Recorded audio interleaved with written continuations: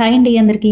ఇవాళ చేయబోయే రెసిపీ చిక్కుడుకాయ టమాటా మసాలాతో ఇలా వండి చూడండి. ఫంక్షన్లో కర్రీలా చాలా చాలా రుచిగా ఉంటుంది. నా వీడియో చూసే ముందు ఒక లైక్ అయితే ఇవ్వండి, ఇంకో కొంతమందికి రీచ్ అవుతుంది. ప్రతి వీడియో మీకు రావాలంటే ప్లీజ్ సబ్స్క్రైబ్ కూడా చేయండి. ప్రతి వీడియో మీకు వస్తుంది. ముందుగా అయితే వీడియోలోకి వెళ్ళిపోదామా. ముందుగా స్టవ్ ఆన్ చేసుకుని స్టవ్ మీద ఒక కడాయి పెట్టుకుని తగినంత ఆయిల్ వేసుకోండి. ఆయిల్ కాగాక పచ్చిమిరపకాయ ముక్కలు వేసుకుని కాసేపు ఫ్రై చేసుకోండి.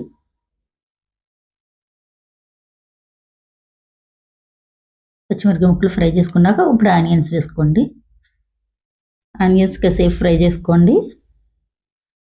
ఆనియన్స్ బాగా ఫ్రై అయిందాక ఫ్రై చేసుకోవాలి.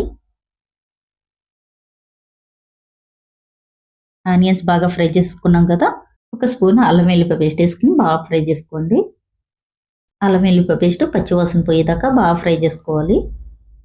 బాగా ఫ్రై చేసేసుకున్నాం కదా, ఇప్పుడు టమాటా ముక్కలు వేసుకోండి.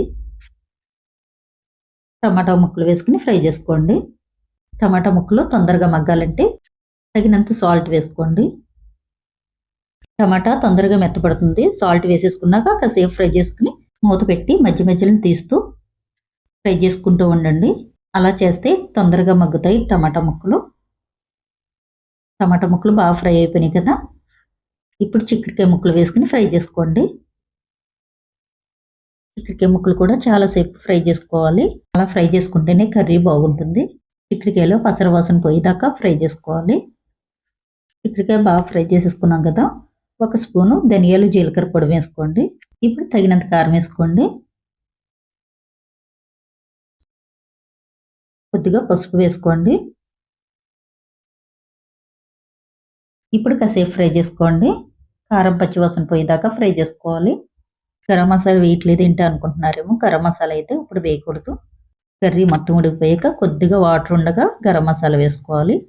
అప్పుడే మనకు కర్రీ చాలా రుచిగా ఉంటుంది. ఇప్పుడైతే తగినంత వాటర్ వేసేసుకోండి.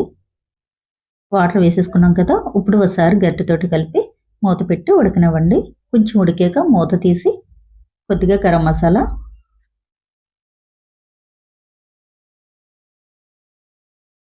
కొద్దిగా కొత్తిమీర వేసుకుని ఒకసారి గరిటెతోటి కలిపి మళ్ళీ మూత పెట్టి ఉడకనివ్వండి.